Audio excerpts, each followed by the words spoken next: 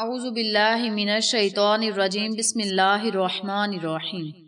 محترم سامعین، السلام علیکم ورحمۃ اللہ وبرکاتہ۔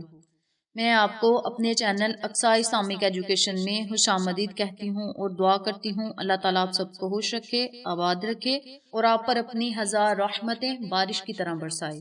سامعین، آج میں آپ کے ساتھ بہت اہم معلومات شیئر کرنے جا رہی ہوں۔ آج کا جو ٹاپک لے کر میں آپ کی خدمت میں حاضر ہوئی ہوں، یہ معلومات، یہ باتیں آپ کی زندگی میں بہت کام آئیں گی اور آپ اللہ تبارک و تعالیٰ کی نافرمانی کرنے سے بچ جائیں گے۔ اللہ تبارک و تعالیٰ کی عطا کردہ نعمتوں کی ناقدری کرنا آپ چھوڑ دیں گے۔ اس لیے آج کی ویڈیو بہت اہم ہے۔ اس ویڈیو کو اور میری باتوں کو دھیان اور غور سے سنیں تاکہ آپ اللہ کی نعمتوں کی ناقدری کرنا چھوڑ دیں، اللہ کی عطا کردہ نعمتوں کا آپ شکر ادا کریں۔ اگر آپ میری ویڈیو کو توجہ سے سنیں گے، دھیان سے سنیں گے، تو آپ کو میری ہر بات کی اچھی طرح سمجھ آ جائے گی۔ اور آج کی جو باتیں میں آپ کے ساتھ شیئر کرنے جا رہی ہوں، آج کا جو پیغام لے کر میں آپ کی خدمت میں آئی ہوں، وہ آپ کے لیے بہت ضروری ہے، اس لیے میری ویڈیو کو دھیان سے سنیں۔ سامعین، دودھ کے ابل کر گرنے کے حوالے سے ہمارے معاشرے میں بہت سی باتیں پائی جاتی ہیں اور اس کے بارے میں ہر ایک کی اپنی اپنی رائے ہے، لیکن آج کی اس ویڈیو میں ہم آپ کو بتانے جا رہے ہیں کہ دودھ کے ابل کر گرنے کے حوالے سے حضرت علی کا کیا فرمان ہے، اور اس کے ساتھ ہم آپ کو یہ بھی بتائیں گے کہ حضور اقدس صلی اللہ علیہ وآلہ وسلم نے رزق کی ناقدری کے بارے میں کیا ارشاد فرمایا ہے اور ہمیں کیا تعلیم دی ہے۔ اس بارے میں جاننے کے لیے میری آپ سے التماس ہے کہ میری ویڈیو کو شروع سے لے کر آخر تک ضرور دیکھیے گا، اور جن لوگوں نے ابھی تک میرے چینل اقصیٰ اسلامک ایجوکیشن کو سبسکرائب نہیں کیا، وہ نیچے موجود لال رنگ کے بٹن کو دبا دیں اور ساتھ موجود گھنٹی کے بٹن کو دبا دیں تاکہ میری ہر نئی آنے والی ویڈیو کی اپڈیٹ آپ تک بآسانی پہنچ سکے۔ جزاک اللہ۔ سامعین، اللہ تبارک و تعالیٰ نے مسلمانوں کو پیارے آقا علیہ الصلوۃ والسلام کے ذریعے طرز زندگی عطا فرمائی ہے۔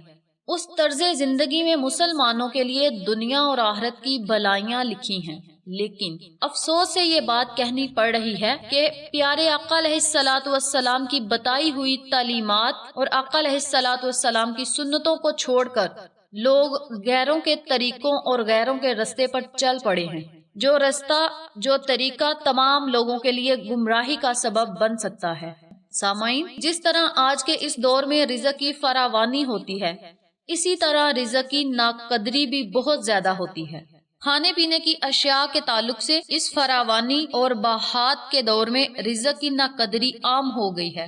بچے ہوئے کھانے کو محفوظ رکھ کر اس کھانے کے استعمال کو معیوب گردانا جاتا ہے، بلکہ یہ کہنا بے جانا ہوگا کہ مغرب کی اندھیری تلغیب نے جہاں حقدار کے بہت سارے پیمانے بدل دیے ہیں، اسی طرح کھانے کے بچانے اور اس رکھ چھوڑنے کو مہذب سمجھا جاتا ہے، اور اس پلیٹ کی مکمل صفائی اور پلیٹ کے بقیہ ریزوں کے استعمال اور اس کے کھانے کو حقیر سمجھا جاتا ہے، اور خصوصاً شادی بیاہ کے موقع پر فضول خرچی کے وہ نمونے دیکھنے کو ملتے ہیں اور رزق کے بے حرمتی کے وہ مناظر آنکھوں سے گزرتے ہیں۔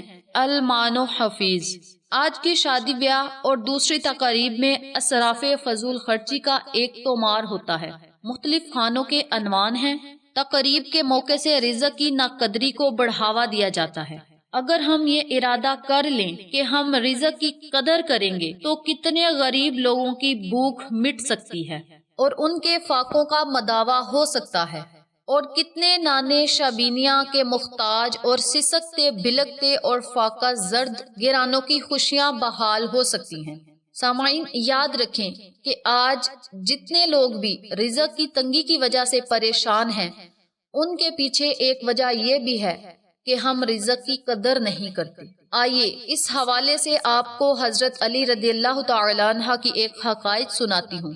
کہتے ہیں کہ حضرت علی رضی اللہ تعالیٰ عنہ کی خدمت میں ایک عورت حاضر ہوئی اور عرض کرنے لگی، اے علی، ہمارے گھر میں بہت جھگڑے ہوتے ہیں، کوئی کسی سے محبت نہیں کرتا اور رزق میں تنگی رہتی ہے۔ حضرت علی سے عورت کہنے لگی کہ اس کے پیچھے کیا وجہ ہے، مجھے کچھ سمجھ نہیں آتی۔ تو اس کے جواب میں امیر المؤمنین حضرت علی رضی اللہ تعالیٰ عنہ نے دریافت فرمایا کہ اے عورت، جب تم اللہ کا دیا ہوا رزق پکاتی ہو تو کچھ نیچے تو نہیں گرتا؟ تو یہ سوال سن کر عورت نے عرض کیا، ہاں، جب جب میں دودھ ابالتی ہوں تو اکثر اوقات دوسرے کاموں میں مصروف ہونے کے باعث دودھ ابل کر نیچے گر جاتا ہے۔ بس عورت کا یہ کہنا تھا کہ حضرت علی رضی اللہ تعالی عنہ نے فرمایا، اے عورت، یاد رکھنا، جب تم اللہ کا دیا ہوا رزق جلاؤ گی، نیچے گراؤ گی، تو اس سے گھر میں بے سکونی، جھگڑے، نفرت اور رزق میں تنگی کے اسباب پیدا ہوں گے۔ دودھ کو ابال کر پینا چاہیے، لیکن ساتھ ساتھ یہ بھی دیکھنا چاہیے کہ دودھ ابل کر زمین پر نہ گرے۔ تم اپنی اس عادت پر قابو پا لو تو انشاءاللہ اللہ کے فضل و کرم سے تمہارے گھر میں سکون، پیار و محبت اور رزق میں برکت آ جائے گی۔ حضرت علی رضی اللہ تعالی عنہ کی بات سنتے ہی عورت گھر گئی اور آئندہ اللہ کے دیے ہوئے رزق کو ضائع کرنے سے بچانے لگی، اور دیکھتے ہی دیکھتے اس گھر میں خوشحالیاں اور سکون ہو گیا۔ اس لیے ہمیں بھی چاہیے کہ ہم اپنے گھروں میں اللہ کے دیے ہوئے رزق کو ضائع ہونے سے بچائیں۔ اگر ہم نظریں دہرائیں تو ہمارے گھروں میں کتنی رزق کی قدردانی ہوتی ہے، یہ ہر ایک کو خود سے معلوم ہے، اور جب اللہ کی ناراضگی آتی ہے تو پھر ہم گلے کرتے ہیں، حالانکہ ہمارا مذہب جو ہمیں تعلیم دیتا ہے اس میں رزق کی قدردانی کی اس قدر تلقین کی گئی ہے، رزق کے گرے ہوئے ایک لقمے کو صاف کر کے کھانے کا حکم ہے۔ نبی اکرم صلی اللہ علیہ وآلہ وسلم نے اس بات کی تعلیم دی ہے کہ اگر کھانے کے دوران کوئی لقمہ زمین پر گر جائے تو اس لقمے کو اٹھا لیا جائے، اور جو اس لقمے پر مٹی وغیرہ لگی ہے اس کو صاف کر کے وہ لقمہ کھا لیا جائے۔ حضرت جابر رضی اللہ تعالی عنہ سے روایت ہے کہ ان حضرت صلی اللہ علیہ وآلہ وسلم نے ارشاد فرمایا، جب تم میں سے کسی سے لقمہ گر جائے تو جو ناپسندیدہ چیز اس پر لگ گئی ہو اس کو صاف کر کے کھا لیں اور اسے شیطان کے لیے نہ چھوڑیں، پھر کھانے سے فارغ ہونے پر اپنی انگلیاں چاٹ لیں، کیونکہ اسے معلوم نہیں کہ کھانے کے کس حصے میں برکت ہے۔ باروایت مسلم۔ اس حدیث کی روح سے اللہ تبارک و تعالیٰ کے رزق کی ناقدری شیطانی عمل ہے، اور اٹھا کر کھا لینے میں رزق کی قدردانی ہے، لہٰذا ان اعمال کا اہتمام کرنا چاہیے، اور اس سلسلے میں نام نہاد شرم سے پرہیز کرنا چاہیے۔ ہاں، اگر لقمہ اس طرح گر جائے کہ اسے صاف کرنا ناممکن ہو تو یہ بات الگ ہے، لقمے کو اٹھا کر کسی اونچی جگہ رکھ دیا جائے۔ سامعین، رزق کی قدردانی کے حوالے سے ایک اور حدیث میں آپ کے سامنے سماعت کرتی ہوں۔ ایک مرتبہ حضور اکرم صلی اللہ علیہ وآلہ وسلم گھر تشریف لائے تو روٹی کا ٹکڑا گرا ہوا دیکھا۔ آپ صلی اللہ علیہ وآلہ وسلم نے اٹھا کر صاف کیا اور کھا لیا، پھر فرمایا، اے عائشہ، عزت دار چیز کی عزت کرو۔ جب اللہ تبارک و تعالی کسی قوم کا رزق چھین لیتا ہے تو واپس نہیں کرتا۔ روایت ابن ماجہ۔ اس حدیث سے ہم خود اندازہ لگا لیں کہ ہم کتنی رزق کی قدردانی کرتے ہیں۔ ہمارے گھروں میں کتنا کھانا بچتا ہے جو گندگی کے ڈھیروں پر جاتا ہے یا پھر برتنوں کی صفائی کرتے وقت نالیوں میں جاتا ہے۔ خدارا رزق کی قدر کیا کرو تاکہ اللہ تبارک و تعالی آپ پر اور زیادہ مہربان ہو اور آپ کو مزید زیادہ عطا کرے۔ رزق میں اضافہ کے لیے ضروری ہے کہ رزق کی قدر کی جائے۔ کچھ دیر پیچھے چلے جائیں تو ہمارے بڑے رزق کی بہت قدر کیا کرتے تھے، جس کی وجہ سے گھر خوشحال ہوا کرتے تھے۔ آج رزق کی ناقدری کی وجہ سے رزق میں تنگی ہے، اور رزق کی تنگی کی وجہ سے گھر میں فساد برپا ہے۔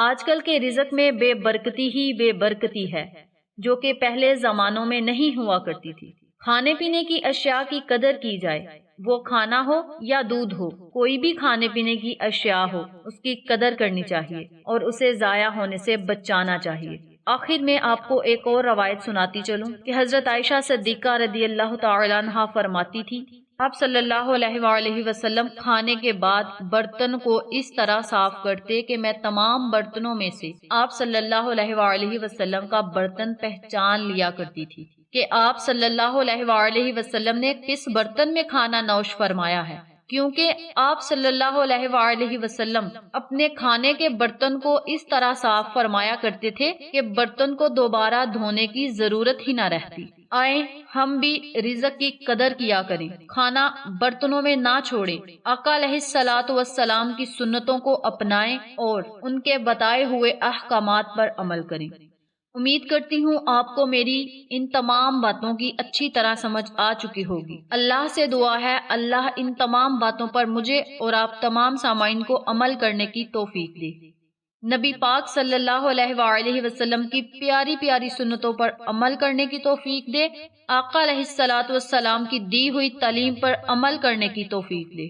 اللہ سے دعا ہے اللہ ان تمام باتوں پر مجھے اور آپ تمام سامعین کو عمل کرنے کی توفیق دے اور دوسروں کے ساتھ صدقے کی نیت سے شیئر کرنے کی توفیق دے، آمین۔ اگر آپ کو ہماری ویڈیو پسند آئے تو اسے لائک کریں، شیئر کریں، ہمارے چینل کو سبسکرائب کریں اور ساتھ والے بیل آئیکن بٹن کو ضرور دبا دیں تاکہ میری ہر نئی آنے والی ویڈیو کی اپڈیٹ آپ تک بآسانی پہنچ سکے۔ انشاءاللہ پھر کسی نئی معلومات کے ساتھ آپ کی خدمت میں حاضر ہوں گے، تب تک کے لیے اجازت دیں۔ السلام علیکم ورحمۃ اللہ وبرکاتہ۔